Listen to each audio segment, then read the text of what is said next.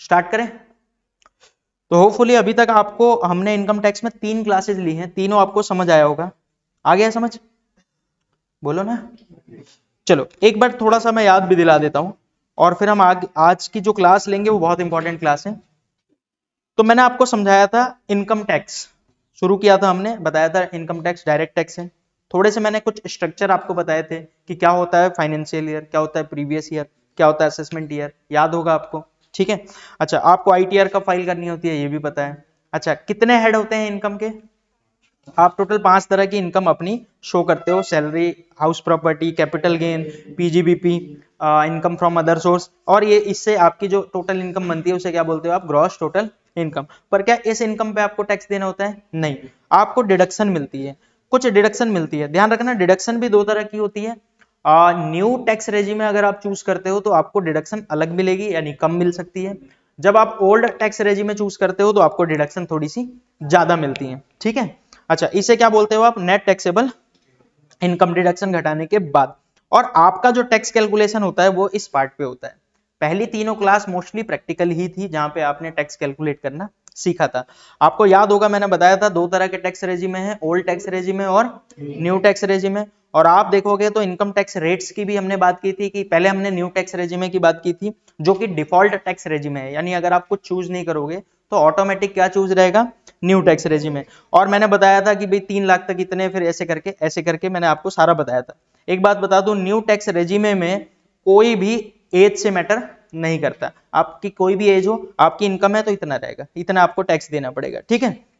फिर मैंने आपको बताया था कि भाई रिबेट भी मिलती है आपको अगर आप न्यू टैक्स रेजिम चूज करते हो और आपकी टैक्सेबल इनकम 7 लाख तक ही है, अप टू 7 लाख, तो आपका जो टैक्स बनेगा या फिर 25,000 रुपए, दोनों में से जो भी कम होगा उस अमाउंट पे आपको वो उतने का रिबेट मिल जाएगा। यानी एक सिंपल सी बात बोल दूं, अगर आपकी इनकम 7 लाख है, टैक्सेबल इनकम की बात कर रहा हूं डिडक्शन घटाने के बाद, अगर 7 लाख है तो न्यू टैक्स रेजिम में आपने चूज कर रखा है तो आपको कोई भी टैक्स देने की जरूरत नहीं है, क्योंकि रिबेट होके आपकी जो टैक्सेबल टैक्स है वो 0 बन जाएगा, ठीक है। सेम इसी तरह मैंने आपको बताया था। अच्छा, एक और पॉइंट बताया था आपको, जो भी आपका टैक्स आता है उस पे आप 4% हेल्थ एंड एजुकेशन सेस जोड़ते हो।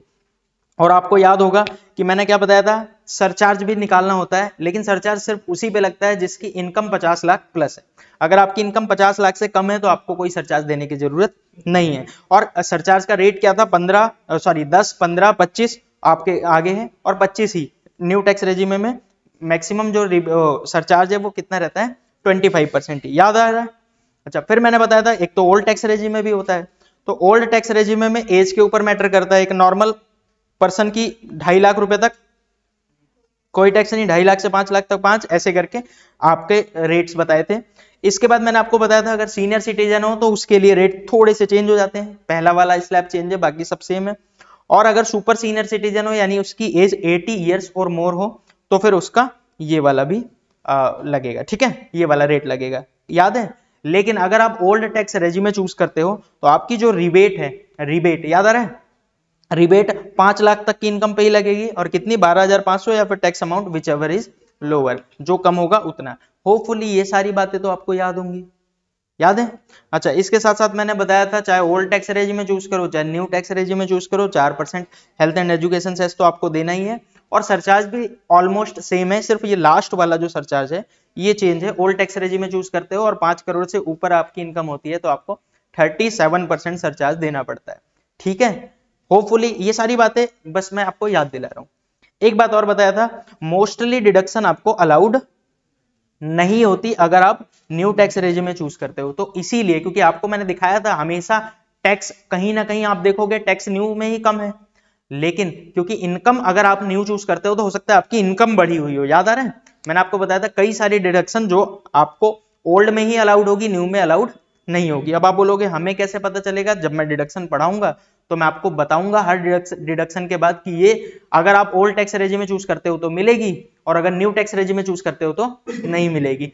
एक एग्जांपल के लिए मैंने आपको बताया था ना, अगर आप LIC ओपन कराते हो, लाइफ इंश्योरेंस अपना लेते हो, तो अगर आपने ओल्ड टैक्स रेजिम में चूज किया है तो वो गवर्नमेंट कहेगी इसे घटा के जो बचेगा उस पर टैक्स देना। लेकिन अगर आपने न्यू टैक्स रेजिम में चूज किया है तो वो घटाने को नहीं मिलेगा और आपको माइनस करने को नहीं मिलेगा, चाहे आपने लाइफ इंश्योरेंस ले रखा हो चाहे नहीं ले रखा हो। पर ये तो मैंने ऊपर ऊपर से बताया, डिटेल में तो हम तब बताएंगे जब मैं आपको डिडक्शन की क्लास लूंगा, ठीक है। समझ आ रहा है मैं अभी तक क्या कहना चाह रहा हूं। चलो अब बात करते हैं कि क्या मैं, मेरी मर्जी है कि कोई सा भी टैक्स रेजिम चूज कर सकता हूं। हाँ, अगर आप बिजनेस इनकम नहीं है आपकी तो हर बार आपकी चॉइस रहेगी, यानी हर साल आपकी मर्जी है, ओल्ड चूज करना है ओल्ड चूज करो, न्यू चूज करना है न्यू चूज करो। लेकिन अगर आपकी बिजनेस इनकम है तो आप ओल्ड जब तक चूज कर रहे हो, हर साल अगले साल आपके पास दो ऑप्शन रहेंगे, ओल्ड न्यू। लेकिन एक बार आपने न्यू चूज कर लिया तो आपके पास ऑप्शन बंद हो जाएंगे, ओल्ड वाला ऑप्शन पूरी तरह से बंद हो जाएगा। इसके बाद आपको हर बार क्या चूज करना पड़ेगा, न्यू टैक्स रेजिम में। होपफुली यहां तक मैं क्लियर हूं और ये सारी चीजें आपको समझ आ गई होंगी। प्लस इसकी जो कैलकुलेशन है वो बहुत ज्यादा रटने की जरूरत नहीं है, आपको बस थोड़ी सी मैथ में आप ठीक होने चाहिए, आप उसे कैलकुलेट कर लेना और ये जितनी याद हो सके अच्छी बात है। अच्छा, खुशी की बात बताता हूं, बजट आ गया जिसकी वजह से हमने क्लासेस रोक रखी थी, बजट आ गया। अब बजट आता है तो सबसे पहली दिक्कत ये आती है कि अब तो दो रेट देखने पड़ेंगे, क्योंकि एक पिछले साल का रेट और एक नए साल का रेट। चलो खुशी, नो चेंज, रेट में कोई चेंज ही नहीं हुआ, same to same carry forward. मैं फिर से बोल दूं, अभी इंटरिम बजट आया है, अगर मान लेते हैं कि कांग्रेस जीत जाती है, ठीक है, जुलाई में जो भी इलेक्शन होंगे, तो जो भी गवर्नमेंट जीतेगी, अब मान लेते हैं बीजेपी दोबारा से जीत जाती है, तो भी बीजेपी दोबारा से नया बजट निकाल सकती है। और दूसरी गवर्नमेंट यानी कि कांग्रेस आएगी तो 100% मेरे हिसाब से कांग्रेस भी नया बजट निकाल देगी। अच्छा, नए बजट में बहुत सारी चीजें होती हैं, बट हो सकता है कि टैक्स रेट फिर भी नो चेंज ही करें, क्योंकि मुझे कोई जेन्युइन रीजन नहीं दिख रहा है यहाँ पे टैक्स रेट को और इंक्रीज करने का। टैक्स रेट हमेशा कम होता है, बढ़ता नहीं है। जैसे अब अभी आपको 7 लाख तक कोई टैक्स नहीं देना, हो सकता है गवर्नमेंट आगे चल के बोल दे 8 लाख तक कोई टैक्स नहीं दो, या फिर जो टैक्स रेट है वो थोड़ा सा और कम कर दे। मतलब बढ़ाती नहीं है गवर्नमेंट, कभी भी इनकम टैक्स नहीं बढ़ाती, जो भी आपको टैक्स लेना होता है जीएसटी में लेती है वो। तो इनकम टैक्स वगैरह नॉर्मली नहीं बढ़ाए जाते, तो बहुत ज्यादा चांस है कि बजट में कोई चेंज नहीं आएगा इस बार के बजट में, जो फाइनल बजट भी आएगा मेरे हिसाब से। बट अगर आता है तो मैं अपडेट कर दूंगा आपको, आपकी क्लास तब तक तो नहीं चलती होगी, बट जो भी लेटेस्ट होगा वो मैं रिकॉर्ड करके आपको दे दूंगा, ठीक है। या फिर हम एक क्लास रख लेंगे स्पेशल बजट पे। इस बार कोई भी ऐसी इंपैक्ट नहीं पड़ा ना जीएसटी पे और ना इनकम टैक्स पे, इसी वजह से मैं आपको कुछ भी अलग से नहीं बता रहा, बजट के लिए अलग से कोई क्लास रिकॉर्ड नहीं कर रहा। बट अगर फाइनल बजट आता है और वहां पे हमें दिख रहा है कि भाई रेट चेंज हुए हैं, ठीक है, या फिर कुछ इंपॉर्टेंट ऐसी चीज चेंज हुई है जो आपको पता होनी चाहिए, तो मैं बिल्कुल आपको बजट के लिए अलग से क्लास रिकॉर्ड करूंगा कि बजट में ये चेंज आया है, ठीक है। समझ आ रहा है मैं क्या कहना चाह रहा हूं। तो चलो ये सारी चीजें हमने पढ़ ली थी और मेरे ख्याल से अब आपको समझ आ भी रही होंगी ये सारी चीजें। अब हम थोड़ा सा आगे बढ़ते हैं, यानी आज के नए टॉपिक पे। अभी तक हमने पुराना ही देखा, आज के नए टॉपिक पे आते हैं। टैक्स किसे देना होता है? आप बोलोगे पर्सन को। भाई टैक्स किसे देना होता है? सीधी सी बात है, पर्सन को। लेकिन पर्सन कौन? पर्सन कौन? कितने तरह के पर्सन होते हैं? तो मैं आपको थोड़ा सा यहाँ पे समझाता हूं, और ये बहुत इंपॉर्टेंट चीज है। पर्सन कितने तरह के होते हैं? ऑलमोस्ट मैंने 8 लिख दिए हैं। Individual, HUF Hindu undivided family, company या फिर फर्म। फर्म में क्या आता है? Partnership firm, limited liability partnership, या फिर AOP एसोसिएशन ऑफ पर्सन, या फिर BOI बॉडी ऑफ इंडिविजुअल, या फिर लोकल अथॉरिटी, या फिर आर्टिफिशियल जुरिडिकल पर्सन। अब आप बोलोगे भाई ये होता क्या है? तो मैं आपको बताऊं, ये सारी आज की पूरी क्लास इसी के ऊपर डिपेंड है। आज हम पर्सन ही समझेंगे, ये 8 को डिटेल में समझेंगे कि ये क्या क्या होते हैं, ठीक है। ठीक है, तो सबसे पहले हम शुरू ही करते हैं इंडिविजुअल से। बताओ इंडिविजुअल क्या होता है? मैं बोले ये तो पता है, इंडिविजुअल कौन है? हाँ जी, आपका कोई क्वेश्चन है? इंडिविजुअल क्या होता है? मान लेते हैं मैं जॉब कर रहा हूं तो मेरी सैलरी आती है, ठीक है, मैं अकेला काम कर रहा हूं नॉर्मल, मतलब तो ये मैं क्या हूं? इंडिविजुअल। मैं अपनी ITR कैसे फाइल करूंगा? एज इंडिविजुअल, ठीक है। अच्छा, मान लेते हैं कि मैं अपना बिजनेस कर रहा हूं, ठीक है, मेरा नाम है CA संतोष, तो मैं मान लेते हैं अपने CA संतोष के नाम से मैंने बिजनेस स्टार्ट कर दिया, ठीक है। या फिर हो सकता है कि कोई और सा बिजनेस, आइसक्रीम का बिजनेस, कोई सा भी बिजनेस स्टार्ट कर दिया, मैंने उसे नॉर्मल रखा है अपने नाम पे, ठीक है, कोई कहीं रजिस्टर नहीं, कोई कुछ नहीं, इंडिविजुअल की तरह चला रहा हूं। ये भी क्या है? इंडिविजुअल। समझ आ रहा है? बिजनेस जो है वो मैं ही तो हूं। समझ आ रहा है? तो इसी को क्या बोलते हैं? Sole proprietor. जिसमें अकेला एक मालिक होता है वो होता है सोल प्रोप्राइटर, ठीक है। इंडिविजुअल तो होपफुली आपको समझ आ रहा होगा। चलो भाई, HUF क्या होता है? HUF Hindu undivided family. अच्छा एक बात बताऊं, इसे बनाने की वैसे जरूरत भी नहीं पड़ती, इतना आसान होता है। कई लोग इसमें कंफ्यूज होते हैं, थोड़ा सा मैं समझाने की कोशिश करता हूं। मान लेते हैं ये मैं हूं, ठीक है, और मैंने एक बिजनेस स्टार्ट किया, और मैंने क्या सोचा, ये मेरी पूरी की पूरी फैमिली इसमें काम करेगी। मतलब ऐसा नहीं है कि मैंने कंपनी बना ली, ये नहीं, एक नॉर्मल एक बिजनेस है जिसमें सारे के सारे मेंबर हैं, यानी हम सारे के सारे पार्टनर हैं। पार्टनर नहीं एक्चुअल होते, एक्चुअल में क्या होते हैं, मेंबर होते हैं, जितने काम कर रहे हैं। जैसे कि मैं हूं, मेरी वाइफ है, ठीक है, इसके साथ साथ मेरे बच्चे हैं, मान लेते हैं मेरा भाई है, ठीक है। वैसे नॉर्मली हमेशा एक बड़ा आदमी करता है तो उसे कर्ता बोलते हैं, जो मेन आदमी होता है उसे क्या बोलते हैं, वो कर्ता, और जितने भी होते हैं उसके क्या होते हैं, मेंबर होते हैं। तो ये अपने आप बन जाता है, इसको बनाने की जरूरत नहीं होती एज पर हिंदू लॉ। अच्छा एक और बात बता दूं, जरूरी नहीं है कि हिंदू ही बनाए इसे, मुस्लिम नहीं, मुस्लिम नहीं, लेकिन सिख हो गए, ठीक है, जैन हो गए, बुद्ध हो गए, बौद्ध, ठीक है, एग्जैक्ट मैं नहीं बता सकता, लेकिन ये सब भी एचयूएफ कर सकते हैं। आपको क्या करना होता है, आपने अगर बिजनेस स्टार्ट किया जिसमें आपके फैमिली मेंबर सारे के सारे काम कर रहे हैं और सबका बराबर शेयर होता है, इक्वल शेयर नॉर्मली होता है, तो ये क्या हो जाता है आपका HUF। अगर आप इसको रजिस्टर कराना चाहते हो तो रजिस्टर करा सकते हो। बादल इधर देखो, अगर आपने रजिस्टर नहीं भी कराया तो भी HUF की तरह काम कर सकते हो, ठीक है, बात समझ आ रहा है। अच्छा इसमें मेंबर कौन होता है, करता होता है खुद, करता समझ आ रहा है, उसकी स्पाउस, स्पाउस मतलब उसकी वाइफ, ठीक है, उसके बच्चे हो सकते हैं, चाहे वो मैरिड हो चाहे वो अनमैरिड हो, उसके डाउटर हो सकते हैं, चाहे वो मैरिड हो चाहे अनमैरिड हो। पहले डाउटर सिर्फ अनमैरिड को लिया जाता था, मैरिड होने के बाद HUF से बाहर हो जाते थे, बट अब थोड़ा सा रूल चेंज आया है, उसके वाइफ, सन की वाइफ या फिर सन के बच्चे, ध्यान रखना वाइफ के मतलब सॉरी बेटी के बच्चे इंक्लूडेड नहीं है, ठीक है। तो ये सिर्फ इतने, ये सारे के सारे मिलके HUF करते हैं, चलाते हैं। आपको इंपॉर्टेंट नहीं है आपके लिए, बस इतना पता होना चाहिए HUF एक चीज होता है, ठीक है। कहीं पे भी आगे चल के HUF समझ लिखा हो तो आपको पता चल जाना चाहिए कि एक कोई हिंदू अनडिवाइडेड फैमिली होती है, जैसे इंडिविजुअल होता है, इसमें सबका शेयर होता है, सबका इक्वल शेयर होता है, ठीक है। जो अगर अलग होना चाहता है अलग हो सकता है, वो अपना नया HUF बना सकता है, ठीक है। समझ आ रहा है मैं क्या कहना चाह रहा हूं, चलो आगे बढ़ते हैं। ये इतना इंपॉर्टेंट नहीं था बट फिर भी मैंने आपको बता दिया। अब सबका ध्यान इधर चाहिए, कंपनी समझते हैं, क्योंकि मैंने यहां पे लिखा था ना, देखो इंडिविजुअल समझ आ गया, HUF समझ आ गया, अब कंपनी क्या होती है बताओ। आप बोलो जहां पापा काम करते हैं ऐसा नहीं, कंपनी होती है, पहली बात तो कंपनी, फैक्ट्री, ऑफिस, ये वो अलग चीज है। कंपनी वो कंपनी जो रजिस्टर्ड है कंपनीज एक्ट में, ठीक है। अच्छा रजिस्टर है, कंपनी भी दो तरह की होती है, बस आपको बेसिक पता होना चाहिए, ज्यादा नहीं। एक इंडियन कंपनी होती है, एक फॉरेन कंपनी होती है, ठीक है। अच्छा इंडियन कंपनी क्या होगी, जो इंडिया में रजिस्टर है, फॉरेन कंपनी क्या होगी, जो फॉरेन में रजिस्टर है, ठीक है। अच्छा इंडियन कंपनी को तो आप हमेशा डोमेस्टिक कंपनी बोलोगे, लेकिन जो फॉरेन कंपनी है वो भी दो तरह की होती है, या तो वो इंडिया में डिविडेंड पे कर रही है, या तो वो इंडिया में डिविडेंड पे नहीं कर रही। अगर वो इंडिया में डिविडेंड पे कर रही है तो वो भी डोमेस्टिक कंपनी बन गई, इसको टैक्स कम लगता है। जो डोमेस्टिक कंपनी होती है उसको टैक्स कम देना होता है, आगे चल के टैक्स रेट समझेंगे इनके भी। और जो फॉरेन कंपनी होती है उनको टैक्स ज्यादा देना होता है। तो मैं फिर से बोल रहा हूं एक सिंपल, देखो ध्यान से यहाँ पे सुनना, बहुत सिंपल सी चीज है।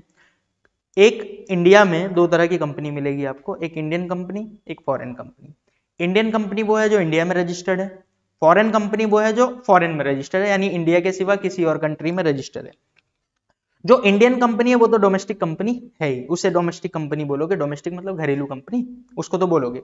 लेकिन जो फॉरेन कंपनी है उसके पास दो ऑप्शन होते हैं, या तो वो कहती है कि मैं इंडिया में डिविडेंड दूंगी, या तो वो कहती है इंडिया में डिविडेंड नहीं दूंगी। अगर वो इंडिया में डिविडेंड देती है, अच्छा आपको कैसे पता चलेगा, वो कंपनी के हर जगह लिखा होता है कि भाई हम क्या कर रहे हैं। तो अगर इंडिया में डिविडेंड देती है वो कंपनी तो वो बन जाएगी डोमेस्टिक कंपनी। लेकिन डिविडेंड, डिविडेंड का मतलब नहीं पता आपको, डिविडेंड का मतलब अगर हिंदी में बोलूं तो लाभांश, डिविडेंड का मतलब लाभांश। अभी मैं समझाता हूं इसको डिविडेंड के बारे में, अगर आपको नहीं पता तो 2 मिनट में पहले इसे कंप्लीट कराता हूं मैं। अगर वो डिविडेंड इंडिया में देती है तो वो डोमेस्टिक कंपनी बन गई, अगर वो इंडिया में डिविडेंड नहीं दे रही तो वो अपने आप क्या बन गई है, फॉरेन कंपनी, ठीक है। तो फॉरेन कंपनी पहचान जाओगे, तो फॉरेन कंपनी पे टैक्स ज्यादा लगता है, डोमेस्टिक कंपनी पे टैक्स रेट कम लगता है। अभी आगे चल के रेट की भी बात करेंगे, किस पे कितना रेट लगता है, बट अब आपको समझ आ गया डोमेस्टिक क्या होता है। देखो इंडियन कंपनी डोमेस्टिक कंपनी है 100%, फॉरेन कंपनी भी अगर इंडिया में डिविडेंड दे रही है तो वो भी डोमेस्टिक कंपनी है। समझ आ गया मैं क्या कहना चाह रहा हूं, क्लियर है। अच्छा अब आप बोलोगे कि ये भाई ये डिविडेंड होता क्या है? भाई एक तो बड़ा घटिया क्वेश्चन था, इतना तो मेरे हिसाब से आपको पता होना चाहिए, बट फिर भी कोई बात नहीं, अगर आपको नहीं पता तो इट इज माई ड्यूटी कि मैं आपको बताऊं, तो फटाफट मैं एक बार बता देता हूं। होता क्या है, जैसे मान लेते हैं ये मेरे पास, मेरे को 100 करोड़ रुपए चाहिए, ठीक है, ध्यान से सुनना, मेरे को 100 करोड़ रुपए चाहिए और मेरे पास बहुत जबरदस्त आइडिया है, बहुत जबरदस्त, मतलब मैं इस 100 करोड़ को 5,000 करोड़ बना सकता हूं, लेकिन मेरे पास पैसे नहीं है, 100 करोड़ हो तब ना आगे काम करूंगा। तो मैंने सोचा क्यों ना एक कंपनी क्रिएट करते हैं, कंपनी, ठीक है, और कंपनी में छोटे छोटे शेयर बनाते हैं, शेयर समझ रहे हो, एक शेयर का रेट रखूंगा 100 रुपए, तो 1 करोड़ का शेयर का रेट क्या हो गया, 100 करोड़ रुपए, और ये शेयर मार्केट में बेचूंगा, समझ आ रहा है, अपनी कंपनी को रजिस्टर करके शेयर मार्केट में इशू करेंगे, जैसे उसने अभी जोमेटो ने इशू किए थे, आपने देखा होगा। तो ऐसे ही आईपीओ सुनते हो ना, IPO, initial public offer, IPO निकालते हैं, यानी मेरे को पैसे चाहिए तो मैं अपना प्रोस्पेक्टस वगैरह रेडी करूंगा, ठीक है, उस पर सब कुछ लिखूंगा, मेरी कंपनी ये काम करेगी, अगर आपको लगता है हमारी कंपनी ग्रो करने वाली है तो आप इतने रुपए देके, यानी 100 रुपए देके एक शेयर खरीद सकते हो, एक शेयर मतलब आप कंपनी के उतने % का हिस्सेदार बन गए। आपके पास ज्यादा पैसे हैं, आपके पास कह रहे हो मेरे पास 1 करोड़ है, तो आप 1 लाख शेयर खरीद लो, 1 लाख शेयर 100 रुपए खरीद लो, 1 करोड़, तो आप कंपनी के 10% के हिस्सेदार बन जाओगे, समझ आ रहा है भाई? साइलेंट कर लो फोन, ठीक है। तो इस तरीके से बहुत सारे शेयर आप बेच सकते हो मार्केट में, ठीक है। अब मान लेते हैं आपने मार्केट में बेच दिया, अब अगले साल आपको पैसे मिलेंगे भाई, आप 100 करोड़ आ गए आपके पास, लोगों ने शेयर खरीद लिए, कुछ शेयर तो आपने अपने पास भी रखे होंगे और कुछ शेयर लोगों को बेच दिए होंगे, अब आपके पास पैसे आ गए, आप कमा रहे हो, करोगे क्या भाई? शेयर आप या तो देखो कंपनी के पैसे कंपनी में दोबारा लगा दो, आपके पास दो ऑप्शन है, एक तो कंपनी के पैसे दोबारा कंपनी में लगा दो, कंपनी और ग्रो होगी, तो जो शेयर का रेट है 100 रुपए आज, ये बढ़ के 200 हो जाएगा, 300 हो जाएगा, तो शेयर के रेट बढ़ते रहेंगे, तो जिसने पैसा लगाया एक तो उसको ये फायदा होगा कि भाई मैंने 100 रुपए में खरीदा था, आज शेयर के रेट बढ़ रहे हैं, तो एक उसका ये फायदा। दूसरा ये होता है कि आप सोचो कि सिर्फ रेट ही बढ़ते रहे, नहीं, मैं डिविडेंड देना चाहता हूं, डिविडेंड मतलब प्रॉफिट में हिस्सा। मान लेते हैं आपने 200 करोड़ कमाए इस कंपनी से, तो आप सोच रहे हो कि 1 करोड़ शेयर है मार्केट में, तो 200 करोड़ में से 50 करोड़ तो दोबारा लगा देता हूं, पर 150 करोड़ को बांट देता हूं, क्या ऐसा कर सकते हो आप?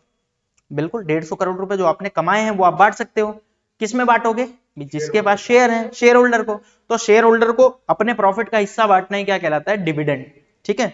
तो ये होता है डिविडेंड, और अगर डिविडेंड बांटते समय आपको टैक्स देना होता है, डिविडेंड पे टैक्स देना होता है आपको इंडिया में, इसीलिए गवर्नमेंट क्या कहती है, अगर आप फॉरेन कंपनी भी हो लेकिन इंडिया में डिविडेंड बांट रहे हो तो हम वहां से टैक्स ले रहे हैं, तो हम आपको क्या बोल देते हैं?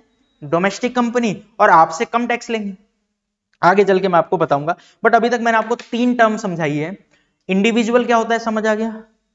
दूसरा मैंने आपको क्या समझाया, एचयूएफ क्या होता है, क्लियर है, थोड़ा सा कॉम्प्लिकेटेड है, बट ये समझ लो कि एचयूएफ एक मतलब अपने फैमिली में ही अगर कोई बिजनेस करता है तो वो आपका एचयूएफ होता है, ठीक है। अच्छा, तीसरा क्या बताया आपको? कंपनी, कंपनी भी 2 तरह की होती है, इंडियन कंपनी, फॉरेन कंपनी, और इंडियन कंपनी और फॉरेन कंपनी दोनों डोमेस्टिक भी हो सकती है, कैसे हो सकती है, क्लियर है, ठीक है। और जो डोमेस्टिक कंपनी नहीं हुई वो ऑटोमेटिक क्या बन जाएगी? फॉरेन कंपनी, क्लियर है, ये तीनों पॉइंट समझ आ रहा है आपको, ठीक है। और भी हमें पढ़ना है, फर्म क्या होती है बताओ, आप बोलोगे ये भी, ये क्या पूछ रहे हो आप, फर्म तो हमें पता ही है। देखो, फर्म इंडिया में बोला जाता है पार्टनरशिप फर्म को, ठीक है। मान लेते हैं मैं और मेरा कोई दोस्त, हम दोनों ने मिलकर पार्टनरशिप स्टार्ट की, तो हमने एक एग्रीमेंट बनाया, रेंट, आप पार्टनरशिप डीड पढ़ा होगा आपने 12th क्लास में, तो पार्टनरशिप डीड बनाई, उसमें लिख दिया इतना शेयर तेरा, इतना शेयर मेरा। अब उसको हमने रजिस्टर करा लिया, तो भी हमारी कंपनी क्या मानी जाएगी? कंपनी नहीं है, ये क्या है? पार्टनरशिप फर्म, समझ आ रहा है? अच्छा, अगर 10 पार्टनर हैं तो भी पार्टनरशिप फर्म बना सकते हो। अच्छा, अगर मैंने रजिस्टर नहीं कराया तो भी क्या पार्टनरशिप फर्म है? हाँ, उसी को फर्म बोलते हो आप। प्लस एक थोड़ी एडवांस आ गई है, LLP, लिमिटेड लाइबिलिटी पार्टनरशिप, इसे शॉर्टकट में बोलते हो आप LLP, तो इसको भी क्या बोला जाता है? फर्म। अब आप बोलोगे बात समझ नहीं, देखो पहले होता क्या था, जैसे मान लेते हैं मैं हूं A और मेरा दोस्त है B, ठीक है, हम दोनों ने मिलकर एक बिजनेस स्टार्ट किया, मैंने भी 5 लाख लगाए और मेरे दोस्त ने भी 5 लाख लगाए, हम दोनों के 5-5 लाख के 10 लाख रुपए का बिजनेस स्टार्ट हो गया। अब मान लेते हैं हमें 20 लाख रुपए की और जरूरत थी, तो हम बैंक के पास गए, और A नहीं गया, B नहीं गया, बल्कि पार्टनरशिप फर्म गई, मतलब A B he partnership firm को वो करते हैं, तो ये गए, और जाके बोला बैंक से कि भाई 20 लाख रुपए का लोन दे दो, और बैंक ने हमें कितने रुपए का लोन दे दिया? 20 लाख का। अब हमने 20 लाख और लगा दिया बिजनेस में, और बिजनेस हो गया डूब।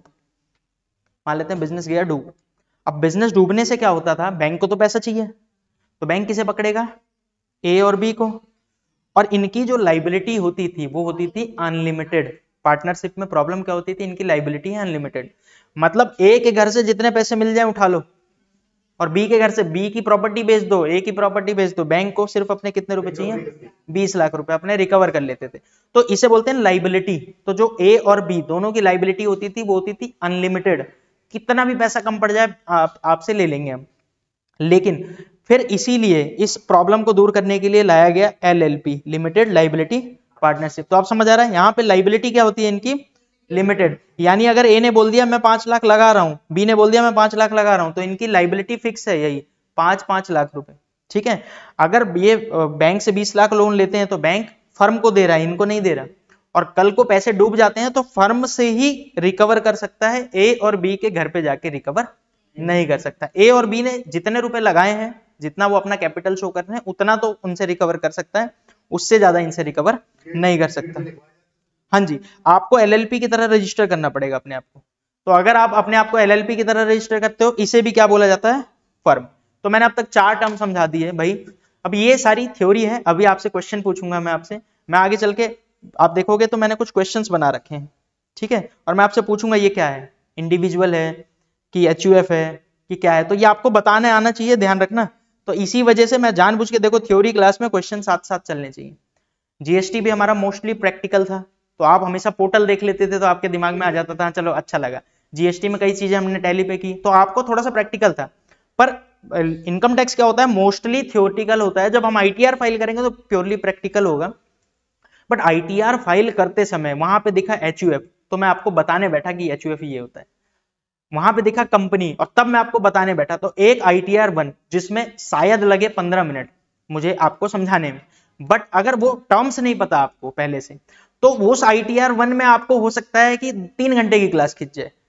क्योंकि जब आपको इनकम टैक्स पहले से सब पता है, तो आप बोलोगे कि भाई आईटीआर भरना क्या है, फॉर्म ही तो है, एक पेज ही तो है। आप अपने बारे में, एक कॉलेज में गए एडमिशन लेने और बोला गया आपको अपने बारे में लिखना है, इसमें उसमें अलग अलग चीज है, father name, mother name, qualification, ये सब, तो क्या आप टाइम लगाओगे?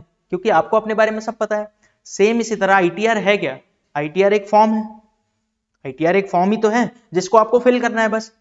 तो फिल कर देते टाइम अगर आपको इनकम टैक्स सब पता है तो आपके लिए वो कुछ है ही नहीं, आपको तो बस वहां जाके फिल करना है कि यहाँ 50,000, जैसे वहां सैलरी लिखा होगा, तो आपको सैलरी की इनकम कैसे कैसे कैलकुलेट होती है वो पहले सिखाया होगा मैंने, और वहां पे जाके बस सैलरी की इनकम जो कैलकुलेशन होती है वो फिल ही तो करना है। तो आपके लिए आईटीआर बहुत ईजी हो जाएगा। प्लस मैं स्लो चलूंगा थोड़ा सा क्योंकि थियोरेटिकल पार्ट है, बीच बीच में क्वेश्चंस आपसे पूछूंगा, बीच बीच में क्वेश्चंस करेंगे ताकि आप थोड़ा सा इन्वॉल्व रहो और ज्यादा बोर ना हो। प्लस हम कोशिश करेंगे कि क्लासेस आधे घंटे की ही हो ताकि आप उस चीज को रिलेट कर पाओ, ठीक है। तो अभी मैंने आपको 4 चीजें सिखा दी हैं। इंडिविजुअल क्लियर है? क्या होता है इंडिविजुअल? जो अकेला बंदा बिजनेस कर रहा है या फिर अकेला ही है, काम कर रहा है, सैलरी वगैरह। दूसरा क्या बताया? HUF, पता चल गया, फैमिली होती है एक पूरी। तीसरा क्या बताया आपको? कंपनी, कंपनी क्लियर हो गया क्या होते हैं। चौथा मैंने आपको बताया फर्म। तो फर्म कौन सी हो सकती है, चाहे पार्टनरशिप की बात करो चाहे एलएलपी की बात करो, वो फर्म होता है, ठीक है। या आगे चल के ये वर्ड आपको काम आएंगे आईटीआर फाइल करते समय। अच्छा, एओपी की बात करते हैं, एसोसिएशन ऑफ पर्सन। आगे बढ़ने से पहले मैं आपसे पूछना चाहता हूं, आप में से किसी को पता है क्या होता है एओपी, एसोसिएशन ऑफ पर्सन क्या होता है? बताओ भाई, एसोसिएशन ऑफ पर्सन क्या होता है? किसी को नहीं पता? चलो मैं आपको बताता हूं, बहुत सिंपल होता है एसोसिएशन ऑफ पर्सन। कुछ लोग मिलके एक एसोसिएशन बनाते हैं, एसोसिएशन ऑफ पर्सन। कुछ लोग मिलके, जैसे मान लेते हैं, आपने सुना होगा hero Honda bike. Hero company अलग है और होंडा कंपनी अलग है। अब इन दोनों ने मिलके सोचा एक बिजनेस स्टार्ट करेंगे, तो 2 अलग अलग पर्सन है, समझ आ रहा है? ये कंपनी है, ये भी पर्सन है। पर्सन क्या बताया आपको, पर्सन में वो 8 चीजें बताई ना, तो ये हीरो भी कंपनी है और होंडा भी कंपनी है। दोनों ने मिलके कुछ एक काम करने की सोची, तो इसे क्या बोला जाएगा? Association of person. यानी कि 2 लोग, अच्छा 2 लोग मिलके कर रहे हैं तो एसोसिएशन ऑफ पर्सन।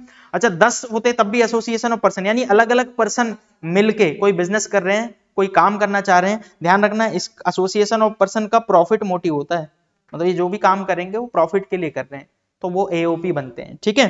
अच्छा, मेंबर कैसे हो सकते हैं इसमें, नेचुरल भी हो सकते हैं और आर्टिफिशियल भी हो सकते हैं। अब आप बोलोगे नेचुरल, नेचुरल मतलब जिसे भगवान ने बनाया, जैसे आप मैं, और आर्टिफिशियल क्या होता है, जिसे लोगों ने बनाया, जैसे कि हीरो कंपनी भगवान बना के भेजे थे कि हीरो कंपनी बनाऊंगा मैं, ऐसे थोड़ा ना हुआ। हीरो कंपनी तो यहाँ इंसानों ने बनाई है, तो उसे क्या बोला जाता है, आर्टिफिशियल। होंडा कंपनी भी किसने बनाई है, आर्टिफिशियल। अच्छा एक बात बताओ, मान लेते हैं कि एक कंपनी है, ध्यान से सुनना, एक कंपनी है, ठीक है, इसका नाम कुछ भी रख लेते हैं, RIL, ठीक है, रिलायंस इंडस्ट्री लिमिटेड, ठीक है, प्लस साथ में दूसरा मैं हूं। अब हम दोनों ने मिलकर सोचा एक बिजनेस करेंगे, हो सकता है छोटा सा जॉइंट वेंचर कर सकते हैं ना। मान लेते हैं मैंने कॉन्ट्रैक्ट पे काम लिया, तो मैंने कहा भाई मेरा काम रहेगा कॉन्ट्रैक्टर को पकड़ के लेकर आना, आपका काम रहेगा आगे काम करना, कुछ भी हो सकता है। अब हम दोनों ने मिलकर एक नया बिजनेस स्टार्ट किया, हो सकता है इसमें 3 लोग और हों, पर ये क्या बनेगा, एओपी बनेगा, एसोसिएशन ऑफ पर्सन, क्योंकि इसमें कंपनी नेचुरल और सॉरी कंपनी नेचुरल थोड़ा ना है, कंपनी तो आर्टिफिशियल है, ये आर्टिफिशियल और नेचुरल ये मिलके कोई बिजनेस कर रहे हैं, समझ आ रहा है। अच्छा, क्या इनको भी आईटीआर फाइल करना पड़ेगा, क्या हीरो होंडा को आईटीआर नहीं फाइल करनी पड़ती होगी, 100%। अच्छा सेम इसी तरह होता है कोऑपरेटिव सोसाइटी, ये सोसाइटी भी ऐसी बनती है, उसमें नेचुरल पर्सन भी होते हैं और आर्टिफिशियल पर्सन भी होते हैं। एक बात ध्यान रखना, इनका प्रॉफिट मोटिव होता है और मेंबर कोई भी हो सकता है, नेचुरल, आर्टिफिशियल। एक और एग्जांपल लिख दिया है जॉइंट वेंचर, और एक सिंपल सी आपको लाइन लिख दी है, AOP means group of person, यानी ग्रुप ऑफ पर्सन, कुछ लोगों का ग्रुप है।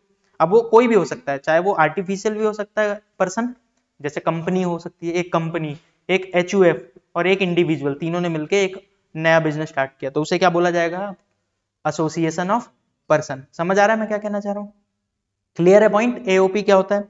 चलो अब बात करते हैं BOI क्या होता है, बॉडी ऑफ इंडिविजुअल।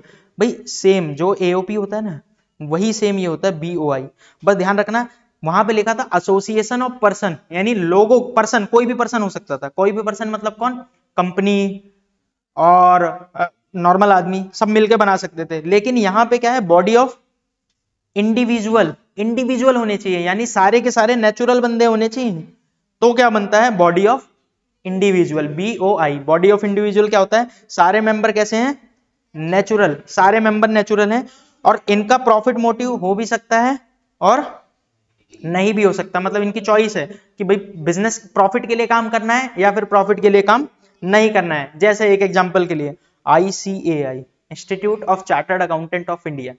एक बात बताओ, एक कंपनी बोले मेरे को CA बनना है, मैं पेपर देगी, कंपनी बोल रही है मैं पेपर, हो सकता है एक कंपनी CA बन सकता है, नहीं। CA कौन कौन बनेगा, सारे नेचुरल पर्सन होंगे, और सब पेपर देने के बाद उस बॉडी ऑफ इंडिविजुअल का पार्ट बन जाएंगे। जैसे मैं CA संतोष पाल, मैं ICAI का पार्ट हूं, यानी मैं एक बॉडी ऑफ इंडिविजुअल का पार्ट हूं, समझ आ रहा है। आप में से जितने भी टारगेट कर रहे हैं CA को कि भाई आपको CA बनना है, तो जिस दिन आप CA बन जाओगे आप बॉडी ऑफ इंडिविजुअल ICAI का पार्ट बन जाओगे, समझ आ रहा है। अच्छा बताओ, ICAI प्रॉफिट मोटिव है कि नहीं है, ICAI प्रॉफिट के लिए काम नहीं कर रही, तो ये प्रॉफिट मोटिव नहीं है। लेकिन ऐसे बहुत सारे हो सकते हैं, जैसे लेबर यूनियन बनते हैं, लेबर यूनियन, सारे लेबर मिलके एक यूनियन बना दिए, ठीक है, सारे 50 लेबर हैं, कि लेबरों के साथ गलत ना हो कुछ, पता चल रहा है ना आपको ये बात, तो लेबर यूनियन बन गई। अच्छा एक बात बताओ, एक कंपनी आके बोले मैं भी लेबर हूं, कंपनी से पूछो फावड़ा उठाई कभी, तो कंपनी थोड़ी ना लेबर, तो लेबर यूनियन हो गया, पॉलिटिकल पार्टी हो गई, जैसे बीजेपी, कांग्रेस, ये सारे भी क्या है, बॉडी ऑफ इंडिविजुअल। इन सब के अंदर क्या होते हैं मेंबर, नेचुरली होते हैं, और इनका प्रॉफिट मोटिव हो भी सकता है, हो सकता है प्रॉफिट के लिए काम करें, हो सकता है प्रॉफिट के लिए काम ना करें, तो प्रॉफिट मोटिव नहीं भी हो सकता। तो एक सिंपल सी बात है, BOI क्या होता है, ग्रुप ऑफ इंडिविजुअल। तो मैं अभी फिर से AOP BOI, भाई लोगों को नहीं पता होता, मेरे ख्याल से आपको अब तक नहीं पता होगा, आप में से कई लोग बीकॉम क्लियर कर चुके होंगे, बट उनको नहीं पता होगा, बीकॉम में ये सारी चीजें सिखाई जाती है, लोग ध्यान ही कहाँ देते हैं। तो मैं फिर से बोल रहा हूं आपको, AOP और BOI क्या होता है, बताना जरा, डिफरेंस बताओ, बट डिफरेंस बता दो मुझे। AOP होता है एसोसिएशन ऑफ पर्सन, यानी कई सारे पर्सन मिलकर कोई ग्रुप बनाते हैं, तो वो क्या होता है, AOP। अच्छा उस पर्सन में कोई भी हो सकता है, इंडिविजुअल भी हो सकता है, आर्टिफिशियल भी हो सकता है, ठीक है, यानी नेचुरल आर्टिफिशियल दोनों। लेकिन अगर मैं बात करूं बॉडी ऑफ इंडिविजुअल की, तो ये क्या होते हैं, हमेशा बॉडी ऑफ इंडिविजुअल किसकी होती है? नेचुरल पर्सन की होती है, और इनका प्रॉफिट मोटिव हो भी सकता है, नहीं भी। लेकिन एसोसिएशन ऑफ पर्सन का ध्यान रखना, हमेशा एओपी तभी बनेगा जब उनका प्रॉफिट मोटिव होगा। ठीक है, समझ आ गया? होपफुली आपको क्लियर होगा। सारे नोट्स पढ़े हुए हैं, कुछ भी रटने की जरूरत नहीं है। एट ए टाइम जब आपको पता, मान लेते हैं बीओआई, ये इंटरव्यू में नहीं पूछा जाएगा, टेंशन मत लो। ठीक है, इतनी चीजें थोड़ी ना पूछेगा, ये तो इनकम टैक्स बस जस्ट मैं आपको आईटीआर के लिए समझा रहा हूँ। तो आप जब अब ये सारी चीजें आप अपना वो करोगे, क्या बोलते हैं उसको, नोट्स आपके पास पड़े होने चाहिए। प्लस जैसे जैसे आप इनकम टैक्स समझने लोगे, आप मेरे ख्याल से इनकम टैक्स की बुक भी ले लोगे, और हो सकता है अगले साल मेरी बुक लो, क्योंकि मैं भी कोशिश कर रहा हूँ लिखने की। ठीक है, तो हो सकता है मेरी आप इनकम टैक्स की बुक लो, जीएसटी की बुक भी लिख रहे हैं हम, तो अगर अगले साल तक लॉन्च हो गई तो आप वो वाली बुक ले लेना। तो मतलब आप बुक लेके भी पढ़ सकते हो, आप मेरे नोट से भी पढ़ सकते हो, आप गूगल पे सर्च करके भी पढ़ सकते हो। एट ए टाइम अगर बॉडी ऑफ इंडिविजुअल क्या होता है आप भूल गए तो लेकिन सब सर्च करोगे तो डेफिनेशन आ जाएगी। और नोट्स में मैंने सारी चीजें सिंपल करके लिखी है, तो ये बहुत सिंपल वे में लिखा हुआ है, पर जब आप गूगल पे सर्च करोगे तो थोड़ा सा टेक्निकल वर्ड मिलेगा, बस इससे ज्यादा कोई डिफरेंस नहीं है। पर धीरे धीरे आपको सब समझ आने लगेगा, एक बार समझ आ गया ना तो याद आने लगेगा कि हाँ ये बताया था आपने। ठीक है, तो यहां तक पॉइंट समझ आ गया है। तो मैंने अब तक आपको 5 चीजें बता दी हैं, 3 चीजें और सॉरी 6 चीजें बता दी हैं, तो 2 चीजें बच रही हैं, बहुत आसान आसान सी। एक बार करते हैं, इंडिविजुअल क्या होता है? आज के बाद ये क्लास नहीं देखनी है, आज ही देख के खत्म करो। ठीक है, दोबारा देखनी भी नहीं है आपको, बस आज ही पढ़ा आज ही खत्म। इंडिविजुअल क्या होता है? सोल प्रोप्राइटर, कोई अकेला बिजनेस कर रहा है, अकेला काम कर रहा है। एचयूएफ क्या होता है? फैमिली वाला जो बिजनेस होता है। कंपनी क्या होती है? जो कंपनी में रजिस्टर हो, उसमें डोमेस्टिक इंडियन कंपनी भी आती है, फॉरेन कंपनी भी आती है, डोमेस्टिक भी आती है। ठीक है, अच्छा इसके साथ साथ मैंने आपको क्या बताया, फर्म भी होती है। फर्म भी 2 तरह की होती है, पार्टनरशिप फर्म और एलएलपी। देखो एलएलपी को तो आपको 100% रजिस्टर कराना ही पड़ेगा, बट पार्टनरशिप फर्म आपके पास चॉइस होती है, रजिस्टर कराना है तो कराओ, नहीं कराना तो मत कराओ। एओपी की बात क्या बताया? एसोसिएशन ऑफ पर्सन क्या होता है? नेचुरल पर्सन और आर्टिफिशियल पर्सन मिलके अगर कोई ग्रुप बनाते हैं तो वो क्या होता है? Association of person. Body of individual की बात करूं तो क्या होता है? जब नेचुरल पर्सन मिलके कोई ग्रुप बनाते हैं तो वो क्या होता है? Body of individual. ठीक है, अब लास्ट के 2 बड़े आसान आसान है, खत्म करते हैं। एक होता है, उससे पहले एक क्वेश्चन पूछना चाहता हूं आपसे। चलो अब आपको एक जवाब देना है, जितना अभी तक मैंने आपको सिखाया उसके ऊपर एक क्वेश्चन आपसे। ठीक है, आप अच्छे से पढ़ना और मुझे बताना। मिस्टर ए के 2 बेटे हैं, ठीक है, एक का नाम है मिस्टर बी और एक का नाम है मिस्टर सी। अच्छे से सुन लेना, आपको जवाब देना है। मिस्टर ए के 2 बेटे हैं, मिस्टर बी एंड मिस्टर सी। बुरा हुआ मिस्टर ए अब नहीं रहा दुनिया में, तो मिस्टर बी और सी ने उसका बिजनेस कंटिन्यू कर दिया।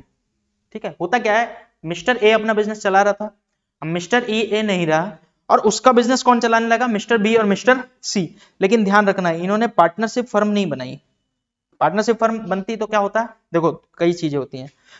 मिस्टर ए और मिस्टर बी दोनों, सॉरी मिस्टर बी और मिस्टर सी अगर पार्टनरशिप फर्म बनाते तो ये सबसे पहले एक डीड तैयार करते जिसमें लिखा होता कि इतना बी का हिस्सा है, इतना सी का हिस्सा है। ठीक है, अच्छा उसके बाद फिर पैन कार्ड अप्लाई करते हैं। किसका पैन कार्ड अप्लाई करते हैं? फर्म का, क्योंकि बी का पैन कार्ड नहीं चलेगा, यहाँ पे सी का पैन कार्ड नहीं चलेगा, बल्कि ये जो नई पार्टनरशिप फर्म बनी है उसका पैन कार्ड चलेगा। उसका पैन कार्ड आता फिर आगे काम करते हैं, समझ आ रहा है? तो ये होता है पार्टनरशिप फर्म। इन्होंने पार्टनरशिप फर्म नहीं खोली, ठीक है, बिजनेस कर रहे हैं दोनों मिलके, एक बिजनेस को चला रहे हैं, पार्टनरशिप फर्म नहीं खोली। बताओ मिस्टर बी और मिस्टर सी क्या है चला रहे हैं? ऑप्शन आपके पास 4 हैं, पढ़ के बताओ। ये पार्टनरशिप फर्म चला रहे हैं, ये एलएलपी चला रहे हैं, ये बॉडी ऑफ इंडिविजुअल है, या फिर एसोसिएशन ऑफ पर्सन है? सोच के बताओ।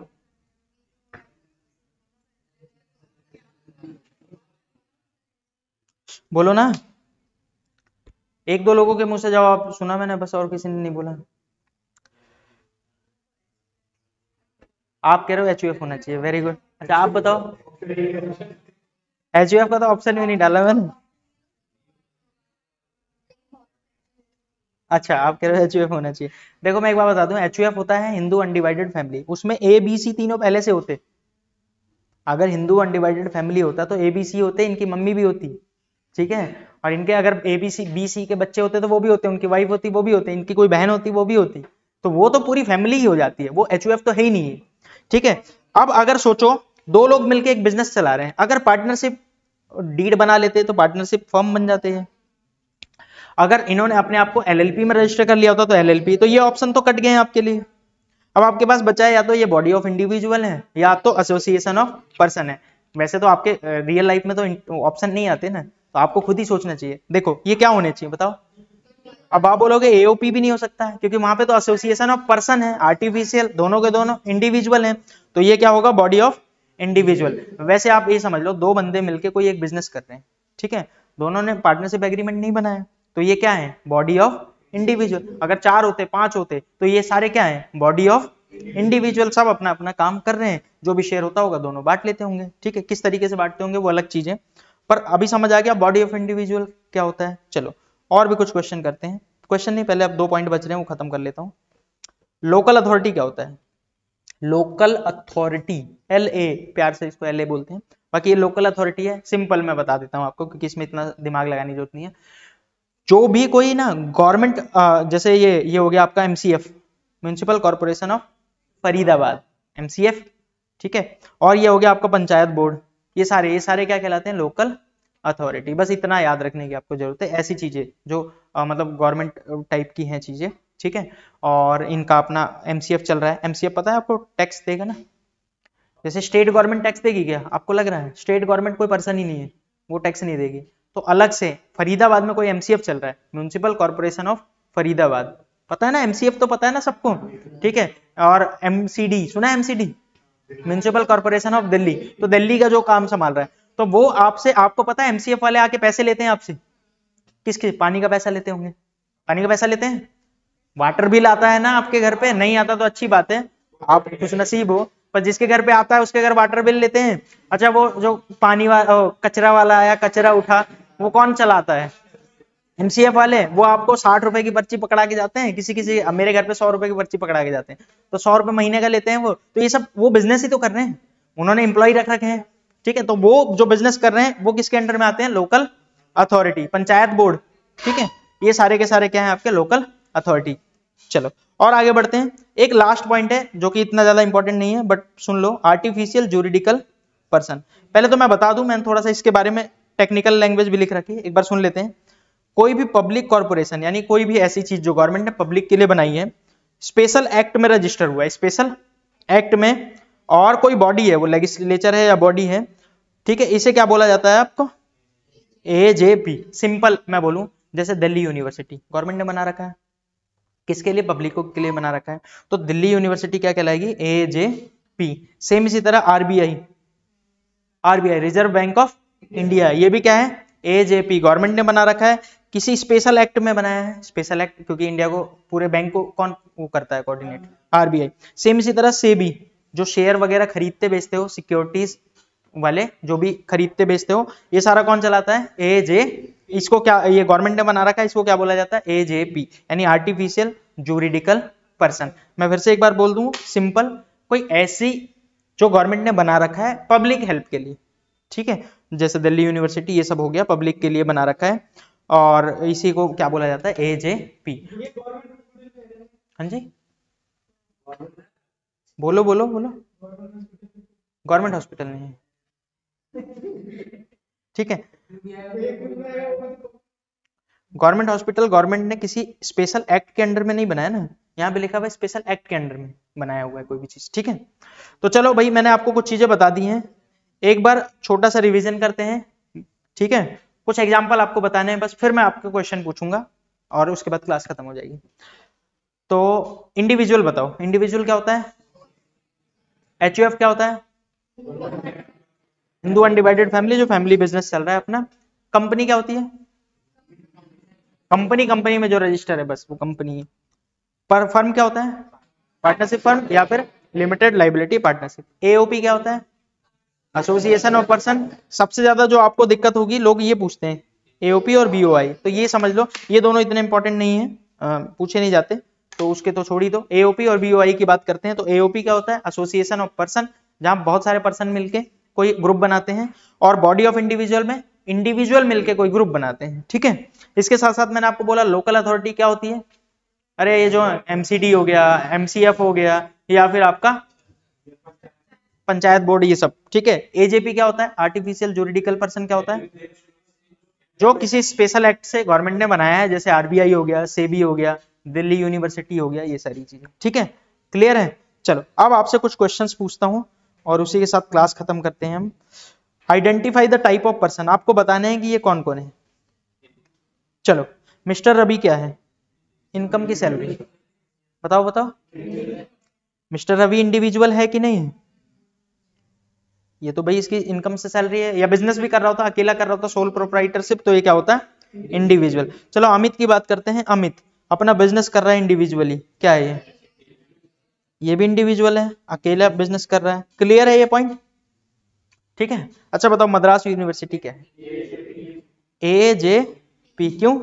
ये university, Madras university, Delhi university, ये सारे क्या होते हैं? Artificial juridical person. ठीक है। चलो, रिलायंस लिमिटेड ये क्या है? अगर यहाँ पे अमित लिमिटेड लिखा होता फिर? एक बार बता दो, कंपनी के पीछे लिमिटेड या फिर प्राइवेट लिमिटेड लिखा होता है, तो ऐसे ही आप समझ जाओगे कि ये कंपनी है। ठीक है, तो ये क्या है? कंपनी।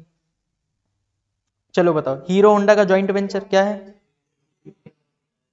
एसोसिएशन ऑफ पर्सन, ये क्या है? AOP।